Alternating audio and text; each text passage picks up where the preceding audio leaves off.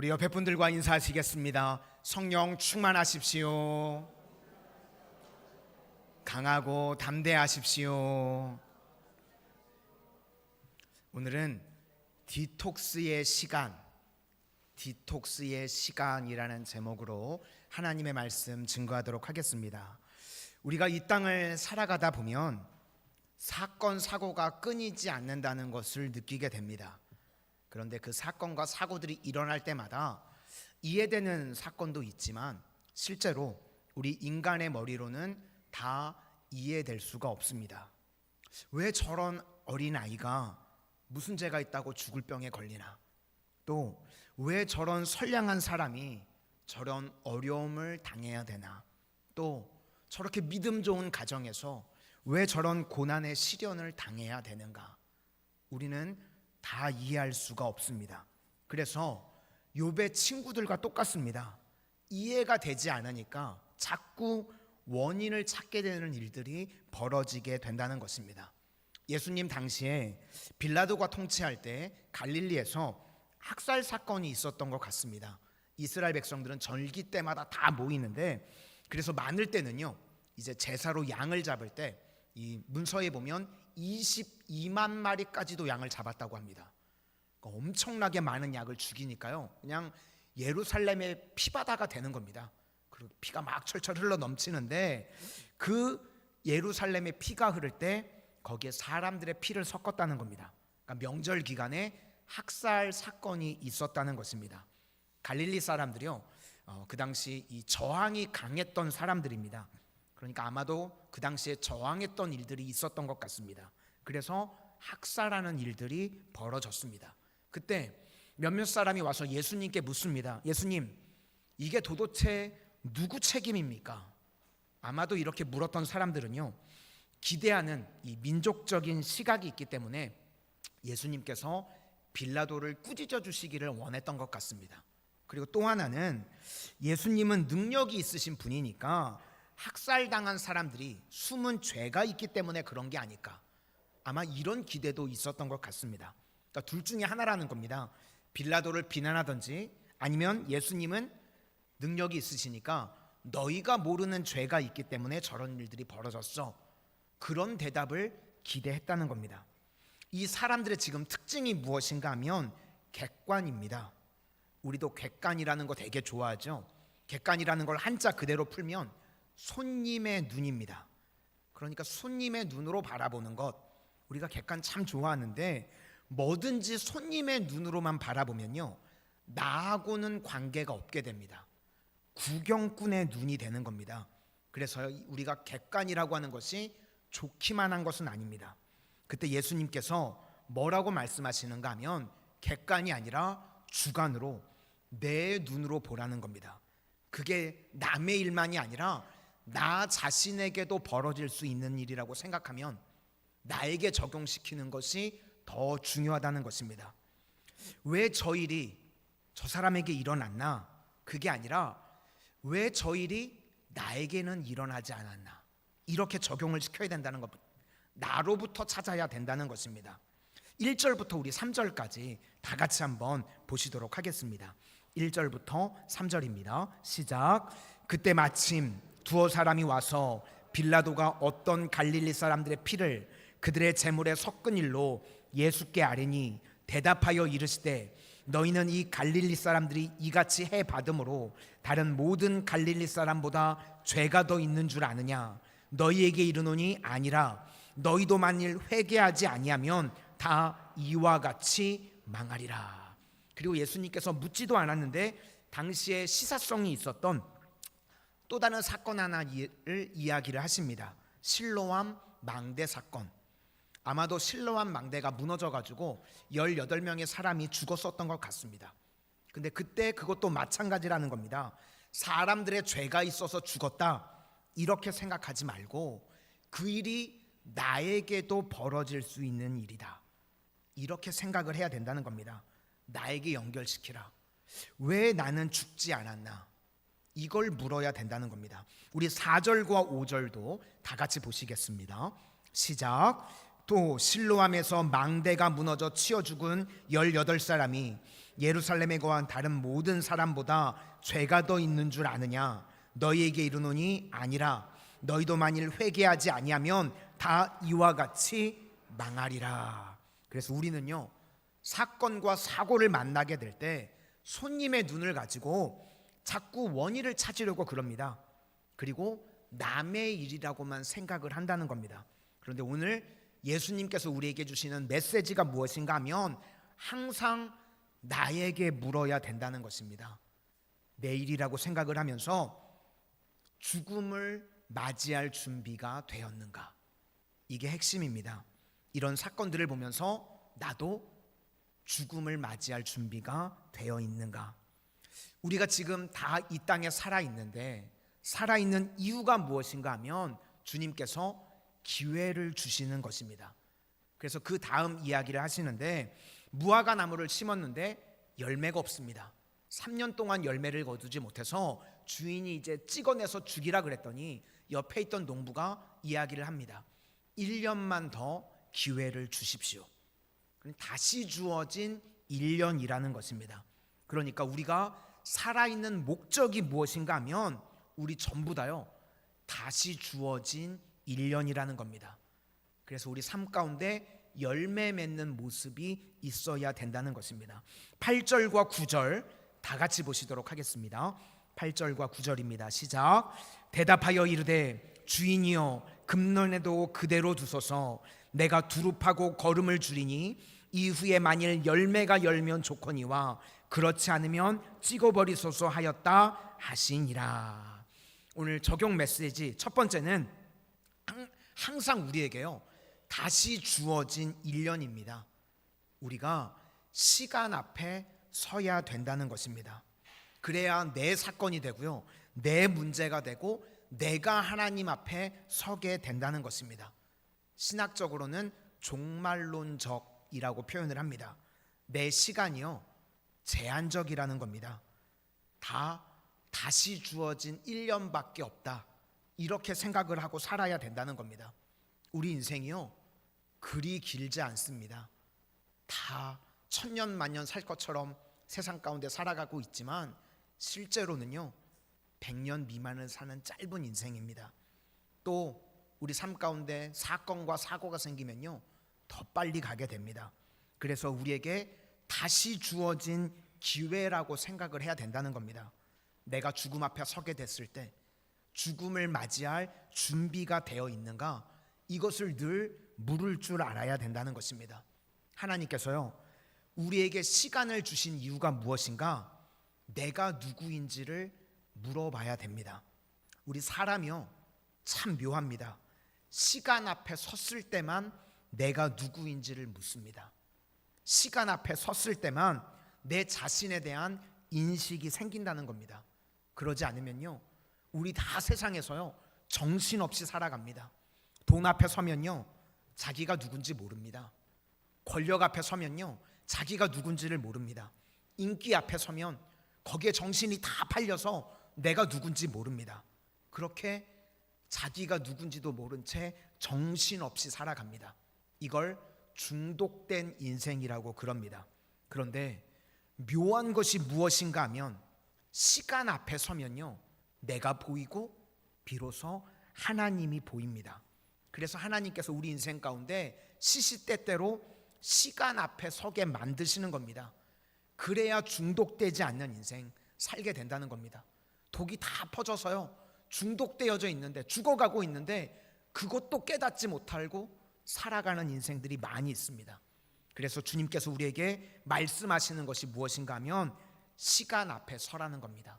다시 주어진 1년밖에 없다는 것입니다.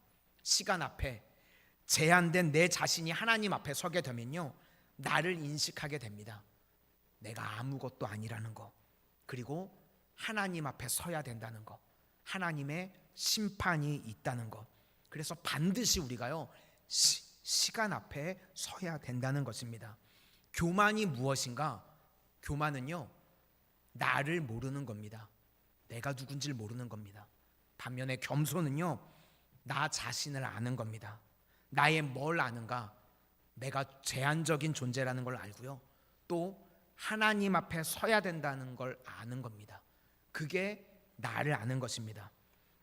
그걸 알지 못하면요, 어리석은 인생입니다. 우리 인생이요, 얼마나 짧은지 아십니까?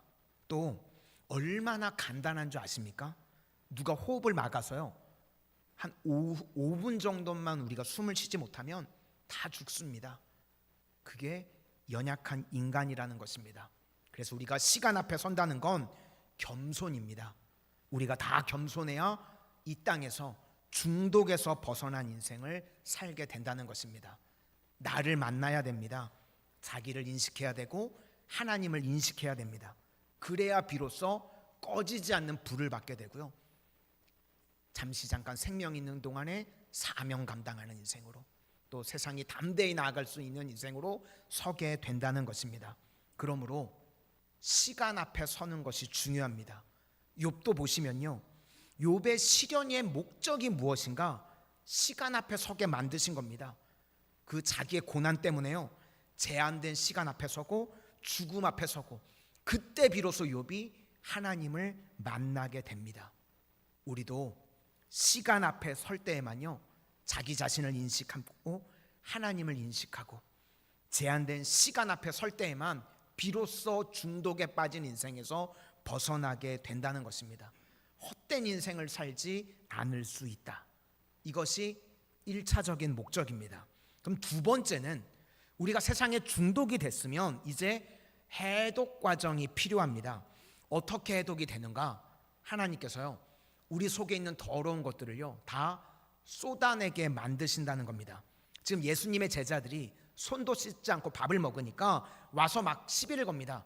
왜 당신의 제자는 손도 씻지 않고 음식을 먹습니까? 그러니까 입에 들어가는 것이 더러운 것이 아니라 속에서 나오는 것이 더러운 거라고 말씀을 하십니다.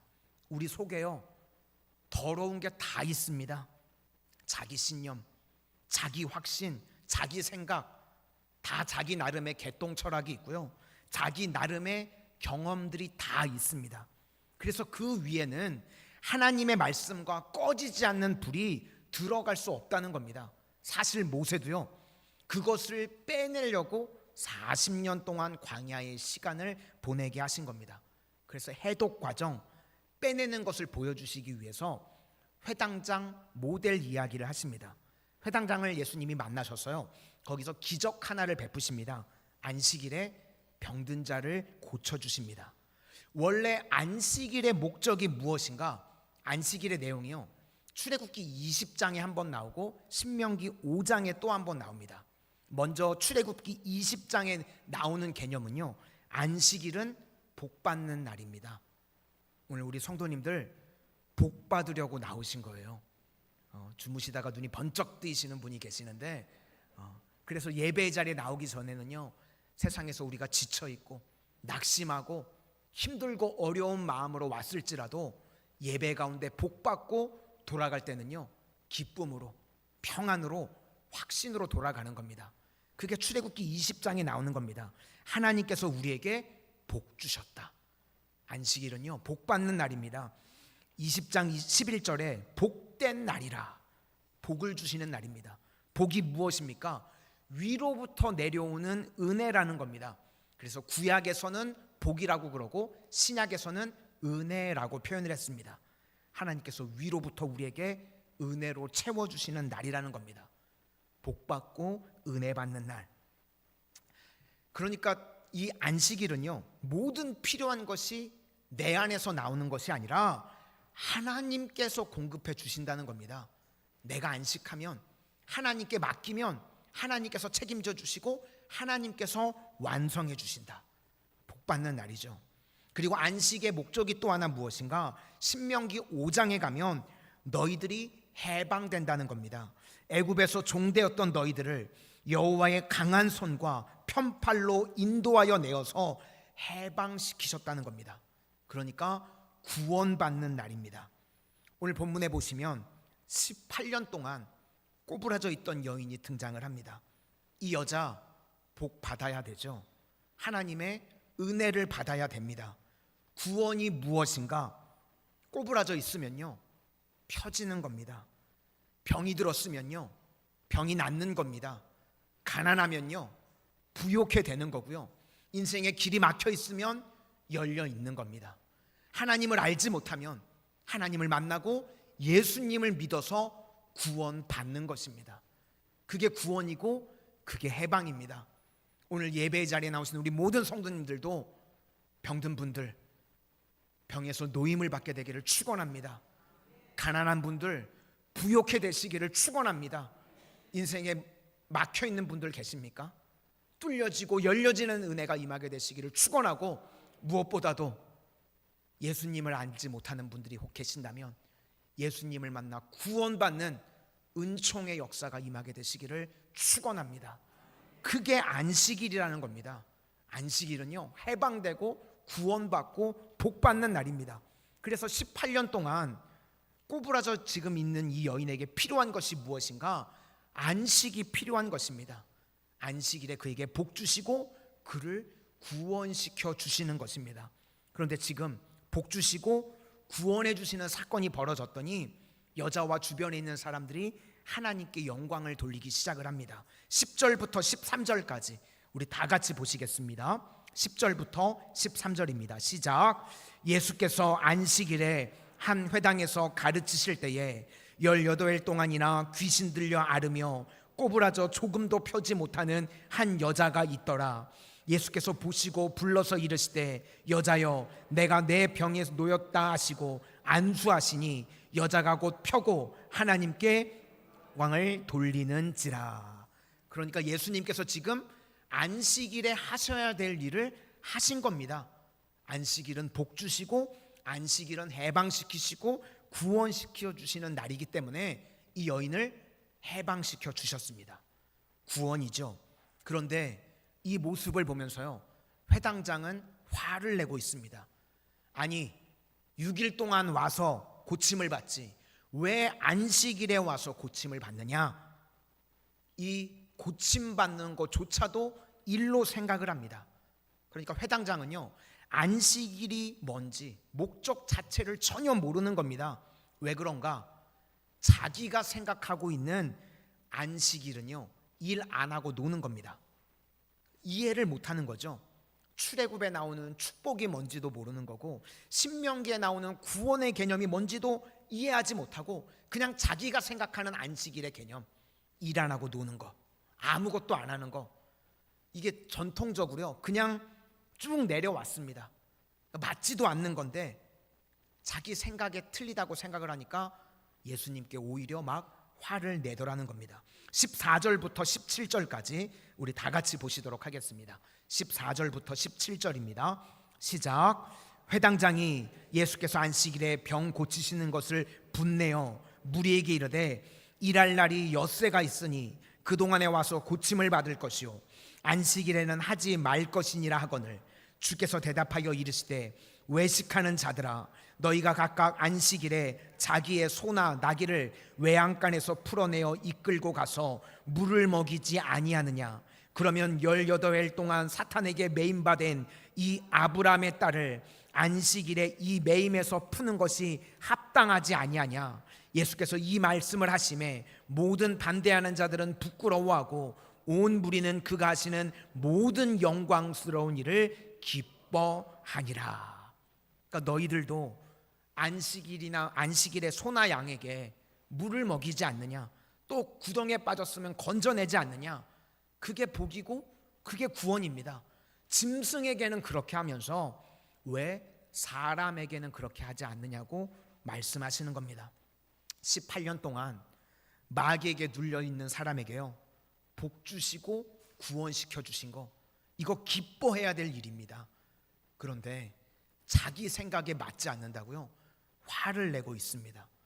욥의 친구들도 보시면 똑같습니다. 자기들이 생각하는 선입견이 있습니다. 권선징악, 인과응보, 거기에 맞지 않으니까 다 틀렸다 그럽니다. 이런 깡통들이 어디 있느냐? 예수님이 그 말씀을 하시는 겁니다. 우리가요 많은 순간 그렇다는 겁니다. 고집불통이 돼서요 맞지도 않는 내 생각 붙들고 그게 맞는 줄 알고 그렇게 살아가고 있다는 것입니다. 이제 예수님께서 치유해 주시고 회복을 시켜 주시는데 우리가 생각하는 것 같죠? 아픈 부위를 딱 고쳐주시고 문제가 있는 것을 딱 해결해 주시고 이런 게 아닌 것 같습니다. 예수님께서 많은 부분이요, 원인 치료를 해주실 때가 더 많이 있다는 겁니다. 예를 들어서 한의학 같은 데 가면요, 내가 오른쪽이 아파서 찾아가는데 자꾸 왼쪽을 치료해 줍니다. 이유가 무엇인가 하면 왼쪽이 아파서 오른쪽을 많이 쓴 거랍니다. 그래서 오른쪽이 아프니까 실제 오른쪽이 아파서 갔는데 실제 원인은 왼쪽에 있다고 그러죠. 뭐 알 듯 모를 듯한 이상한 소리를 합니다. 그죠? 나는 분명히 오른쪽이 아파서 갔는데 왼쪽에다 막 침 넣고 있고. 또 목이 아픕니다. 병원에 목이 아파서 분명히 갔는데 병원에 갔더니 무릎을 치료하는 거예요. 이야기를 들어보면 목이 아픈 게 아니라 무릎이 아파서 무릎을 안 쓰려고 몸이 허리를 자꾸 쓰는 겁니다. 그러니까 또 허리가 무리가 가니까 허리를 안 쓰려고 목을 쓰게 된다는 겁니다. 그러니까 나는 목이 아파서 간 건데, 병원에 갈 때는 목 때문에 간 건데 병원에서는 뭘 다루는가? 무릎을 다루고 있습니다. 하나님께서요, 우리를 다루시는 방식이요, 많은 순간 이와 같습니다. 우리는 하나님 앞에 나갈 때 최종적인 것을 들고 나갑니다. 하나님, 제가 목이 아픕니다. 목이 너무 결립니다. 치료해 주세요. 그런데 하나님은요, 내 목은 쳐다도 안 보시고 자꾸 무릎 같은 걸 건드리십니다. 그러니까 그게 치료가 되면요, 전체가 치료가 되는 겁니다. 내 예상하지 못한 부분을 주님께서는 깨우시고 건드십니다. 그래서 하나님이 우리를 다루실 때는요, 원인 치료를 하시기 때문에 실은 많은 순간 이해가 되지 않을 때가 많이 있습니다. 자기 자신은요, 썩어 문드러져 가고 있는데도 그게 문제인지를 모릅니다. 그래서 우리는 결과로서 괴로운 외적인 것만 주님 앞에 들고 나가는데 주님께서는요, 내 속에 있는 문제를 다루실 때가 훨씬 더 많이 있다는 것입니다. 이스라엘의 출애굽 과정을 보시면 출애굽을 한 다음에 홍해를 건너죠. 그리고 그 다음에 가장 첫 번째 어디를 가는가? 홍해를 건너고 난 3일 동안 물이 없었습니다. 그래서 하나님께서 이스라엘 백성들을 마라로 인도하십니다. 첫 번째 인도하신 곳이 마라입니다. 하나님이 우리를 인도하실 때요, 이것과 똑같습니다. 예수 믿고 난 다음에 광야와 같은 인생 가운데 어디로 인도하시는가? 마라로 인도하십니다. 마라의 뜻은요, 쓰다는 겁니다. 쓴물. 실제로 이 지역이 사해랑 가깝기 때문에 이 물 자체가요, 고칼슘, 고마그네슘이 많이 들어있다고 합니다. 그래서 이 물을 먹으면 어떻게 되는가? 속에서요, 막 부글부글 끓어올라서 토하게 만든답니다. 그래서 마라의 쓴물은 실제로 입에 쓴 게 아니라 먹기는 먹는답니다. 그런데 속에서 쓴 겁니다. 그래서 토해내게 만드는 물입니다. 그게 쓴물입니다. 그러면 왜 하나님께서 토하게 하는 물을 먹게 하셨을까? 우연히? 아니겠죠. 모세가 인도했다고 그럽니다. 그러니까 모세를 통해서 하나님이 일부러 마라의 쓴물로 인도하신 겁니다. 거기까지 가게 된 이유가 무엇인가? 우리에게요, 마라의 쓴물이 필요하기 때문에 그렇다는 것입니다.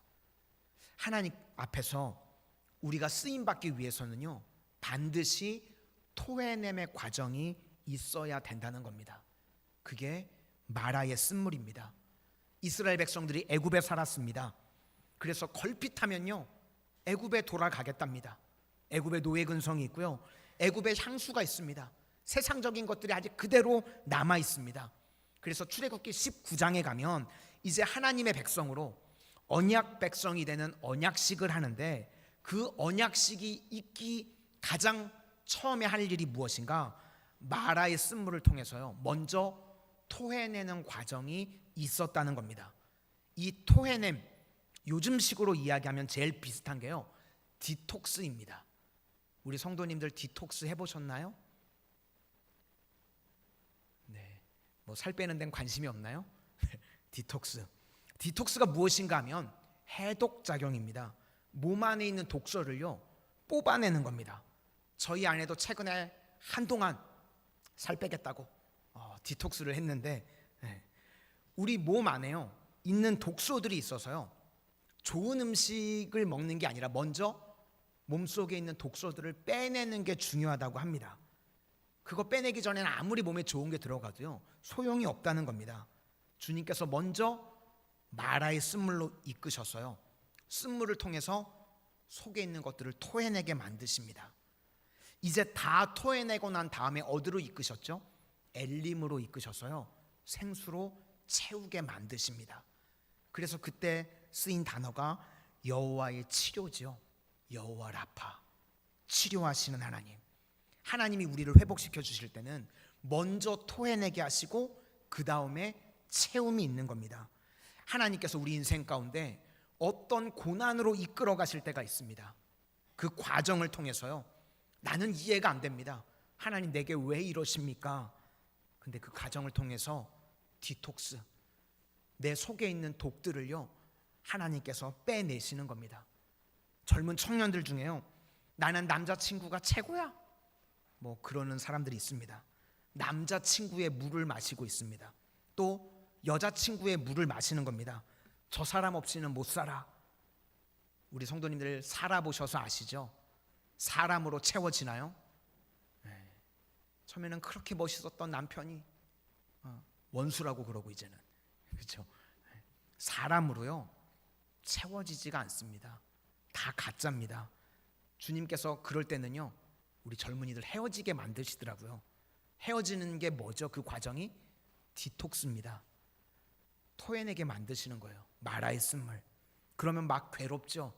하나님 왜 이렇게 토해내게 하십니까? 왜 이렇게 힘드시게 하십니까? 그 토해내는 과정을 통해서요 그 다음에 예수님으로 채워지는 겁니다. 또 어떤 분은 보면요 사업이라는 물에 빠져 있는 분이 계십니다. 온통 사업밖에 모릅니다. 주일 성수도 모르고요 자기가 중독되어져 있는 것 자체를 모릅니다. 그럴 때 어떨 때 보면요 하나님께서 산상조각을 내버리십니다. 다 토해내게 만드십니다. 그리고 하나님 앞에서 정결하게 만드신 이후에요 다시 예수님의 빛으로 채워주십니다. 그러니까 우리 인생에서 마라의 쓴물이라고 하는 것은요 반드시 우리가 통과해야 될 과정이라는 것입니다. 세상에 의지했던 것들, 중독되어져 있던 것들 다 토해내게 만드십니다. 토설한 이후에 예수님의 꺼지지 않는 불꽃으로요 우리를 다시 채워주신다는 것입니다. 그래서 인생에서요 토해냄의 과정이요 실은 해독 과정입니다. 내 인생의 디톡스라는 것입니다. 지금 회당장이 못한 것이 무엇인가? 토해내는 과정이 없으니까요 예수님의 지금 구원의 역사와 축복해 주시는 장면을 보고도 하나도 누리지를 못합니다. 그래서 우리도 회당장과 같이 되지 않으려고 그러면 마라의 쓴물이 필요합니다. 토해내야 됩니다. 먼저 다 토해내고 난 다음에 그 다음에 하나님이 채워주십니다. 그래서 우리 인생은요 먼저는 비움, 그 다음이 채움, 그리고 마지막은 나눔, 받은 은혜를요 흘려보내는 겁니다. 그래서 그 다음에 이제 나오는 비유가 하나님의 나라는 이것과 같다. 두 가지 말씀하십니다. 겨자씨 같다. 생명이 있으니까 작은데 엄청나게 커집니다. 그리고 또 하나는 누룩 같다. 베이킹 소다죠. 이 밀가루가 있는데 베이킹 소다를 조금 집어넣으면 그 영향력이 다 퍼지게 됩니다. 이렇게 토해내고 난 다음에 생명이 들어가게 되니까 작은 겨자씨가 엄청나게 큰 나무가 되고요 미미한 누룩이요 전체의 변화를 시키는 영향력을 끼치게 됩니다. 이게 하나님의 나라라는 것입니다. 그래서 우린 크기 가지고 싸우는 것이 아니고요 잘 토해내고 생명이 들어가게 되면 승리하는 인생이 된다는 것입니다. 우리 마지막으로 18절부터 21절까지 다 같이 한번 보시겠습니다. 18절부터 21절입니다. 시작. 그러므로 예수께서 이르시되 하나님의 나라가 무엇과 같을까? 내가 무엇으로 비교할까? 마치 사람이 자기 채소밭에 갖다 심은 겨자씨 하나를 같으니 자라 나무가 되어 공중의 새들이 그 가지에 깃들였느니라. 또 이르시되 내가 하나님의 나라를 무엇으로 비교할까? 마치 여자가 가루 서말 속에 갖다 넣어 전부 부풀게 한 누룩과 같으니라 하셨더라.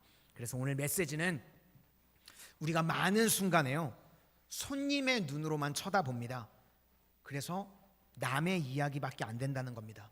그런데 우리는 모든 사건과 사고를 나에게 적용시키라는 겁니다. 제일 중요한 것은 죽음을 맞이할 준비가 되어 있는가. 그렇다고 그러면 우리에게는요, 다시 주어진 1년밖에 없습니다. 실은 시한부 인생이고요, 제한적인 인생입니다. 우리가 다 시간 앞에 서게 되면 자신을 인식합니다.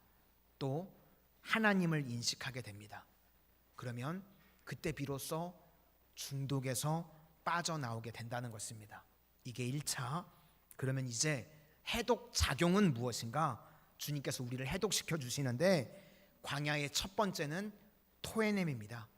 우리 성도님들 고난의 시간, 토해냄의 시간을 잘 보내실 수 있기를 바랍니다. 내가 의지하고 내가 쫓아갔던 그런 중독되어져 있던 것들 다 토해내면 반드시 주님께서요, 엘림으로 가장 좋은 것으로 채워주십니다. 그렇게 채운 바 된 이후에 그 다음은 나눔입니다. 나눔은요, 부흥입니다. 겨자씨의 부흥, 누룩의 부흥, 그런 것들을 인생 가운데 허락해 주신다는 것입니다. 이런 모든 은혜를 누릴 수 있는 주의 신실한 주의 종들이 다 되시기를 주님의 이름으로 축원합니다. 우리